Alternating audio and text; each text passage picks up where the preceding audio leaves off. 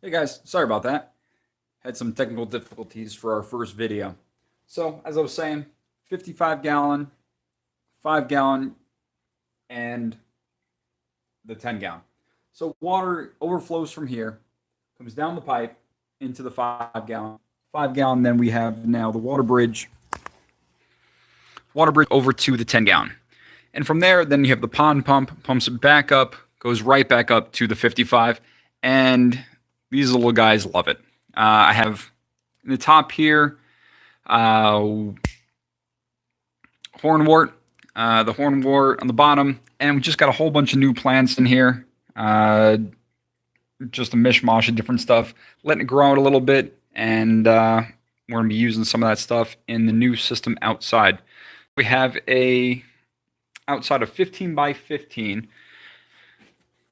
outside greenhouse that we are going to take aquaculture and combine it with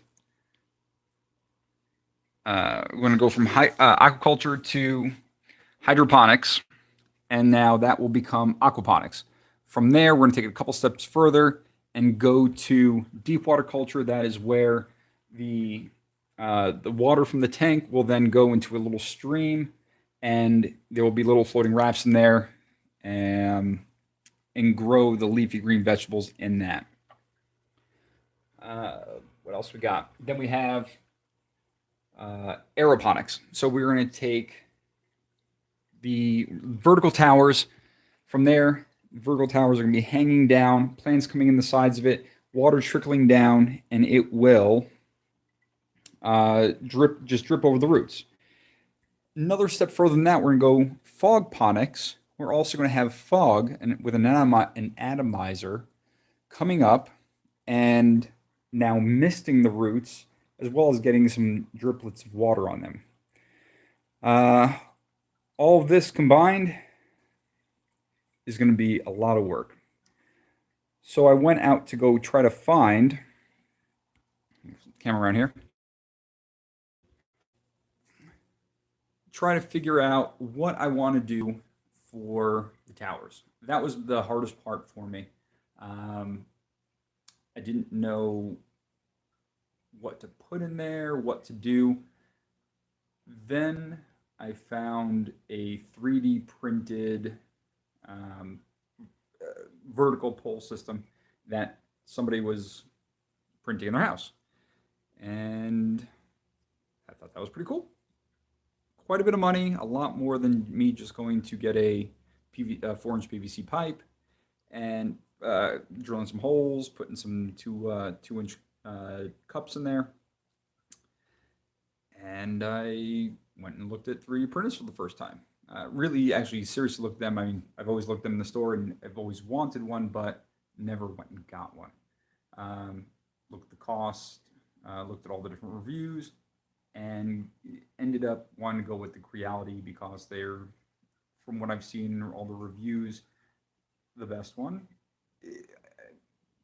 Everyone's opinion here nor there. So then I was going to go with, for sub 200, the Ender 3. Looked amazing. Then I went and actually downloaded some slicer software and tried to put the models I found on Thingiverse into the slicer software, see what the cost would be, see what the print time would be, and I noticed that it's small, and so now I'm looking at like how many I could build, stack them up, make them taller, and it really wasn't that many.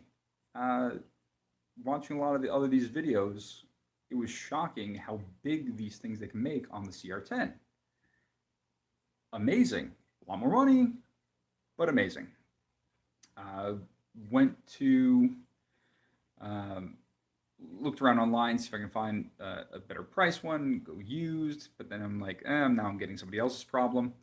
Found it at a really good price. They have a flash sale going on right now, and I'm like, all right, now I have 300 by 300 by 400, And that's substantial. It's a lot more than what the Ender 3 had. Then I'm like, oh, well, there's now the CR10S. And with that, I got the extra little upgrades, the sensor for the filament sensor, and a few other little things that if the power went out, resume. So I was like, all right, so now I'll get this CR10S. Kept looking a little further, and I'm like, wait a minute. There's a big one. CR10S4. 400 by 400 by 400. That was monstrous. I went to the slicer software again to see what it would build compared to an Ender 3, the CR10, and then the CR10S4. Holy cow. I was able to almost double the production from the Ender 3. Probably about there. And I knew hands down. There was no questions asked. I want to go with it. A lot of people were talking about how their CR10 didn't heat up well. And then when they went to the bigger CR10S4, it still didn't heat up. Some people said it took 20 minutes, half hour. I don't care. I have a 15 by 15 greenhouse that's 8 feet tall that I'm going to be filling up with vertical models that are going to be 6 feet tall. I don't care if it takes me an extra 20 minutes to heat up the bed when I'm going to be printing them for 2 months straight, 24 hours a day, and I really hope this thing holds up. So this is going to be my essentially video blog of me going out. Well, today I've been about 5 minutes to go buy it. Right after I show you guys the outdoor greenhouse, and let's see how it works.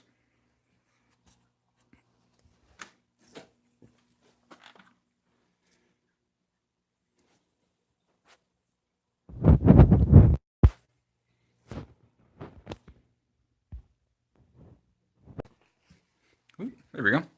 So let's go take a walk outside. So here,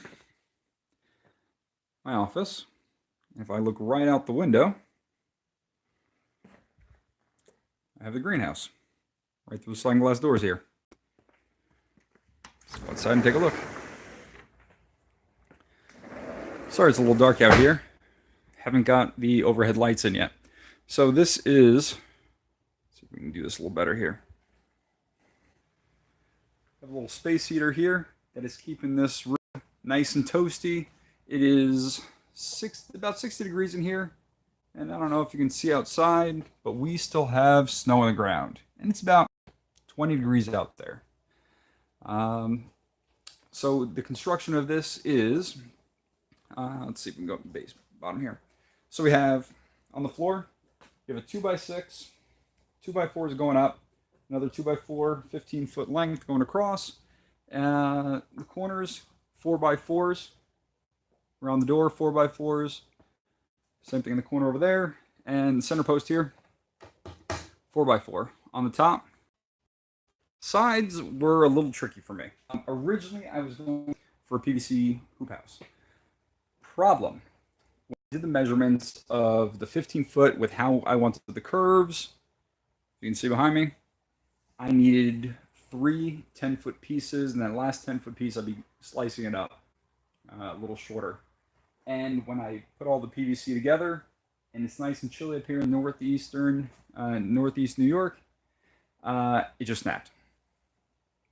So, back to the drawing board. I went online and found cattle panels right off the farm. So these are 50 inches wide, 16 feet tall, and there are 2 of them per I guess, straight across. So you got 4 on this side, 4 on the left, 4 on the right, and they meet in the middle and they cross over a little bit to give a little more strength. I'm still going to have to put on another center post a little to the right. If you can see where the door is, it's not centered. That's, I guess, a little bit of a problem. So I'm going to have to put another one and somewhere halfway between the, who knows, somewhere where my wife's not going to yell at me. Then over here on both left and the right is where we're going to be putting the vertical towers. These will be 3D printed, just stacks of them.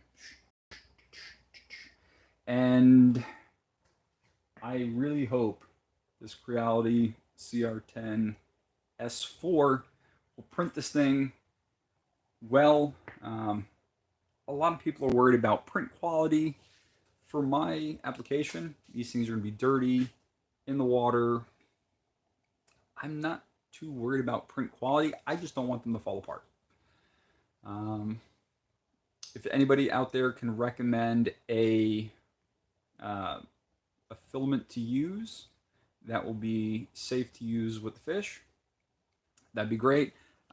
Speaking of fish, so in this 275 gallon, I've had that thing filled up about a quarter away with water. Oh, sorry. Just enough that has water in there, still starting to go through the nitrogen cycle, and I can still push it around. So in there, you can see I have I can't really see it, but flip the camera around again. There is an air, oh, it's even worse.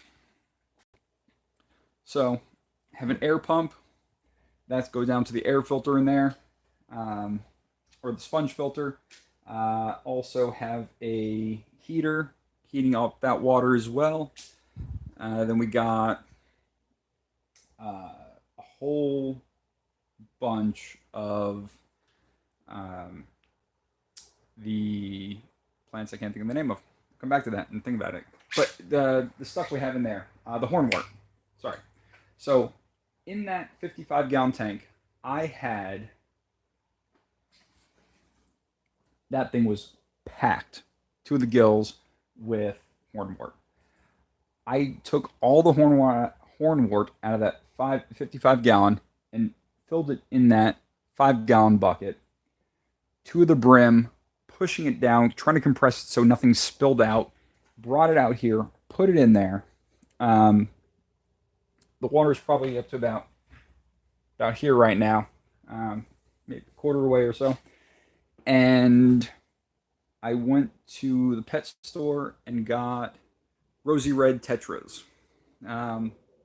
Reading online, they can tolerate very cold temperatures, even some instances below freezing.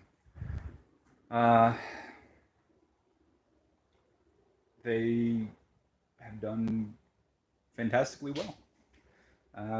All 6 of them in this monster tank. They're surviving. That's all I can ask for. Helping with the nitrogen cycle. So water's gonna be pumped from here into this big system, and hopefully it works. All right, till next time. This is Matthew with 3D PrintPonics, and I hope you enjoy watching my my trials, tribulations, and God knows what else. Thank you, and have a good night. Oh, don't forget to subscribe.